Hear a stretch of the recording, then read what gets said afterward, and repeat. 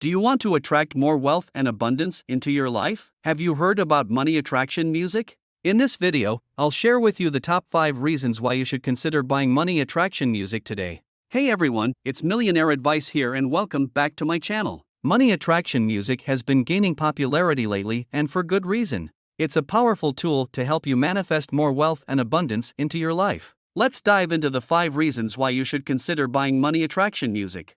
Enhances your focus. In money attraction music can help you focus better on your goals and block out distractions. With a clear mind, you can take better decisions and stay motivated throughout the day. Our subconscious mind plays a crucial role in shaping our beliefs and behaviors around money. Money attraction music can help you reprogram your subconscious mind with positive affirmations and beliefs, leading to a more abundant and prosperous life. Listening to money attraction music can help you feel more confident and optimistic about your financial future. This positive mindset can lead to more opportunities and greater success in your career or business. Financial stress and anxiety can be overwhelming at times, and it can have a negative impact on our mental and physical well-being.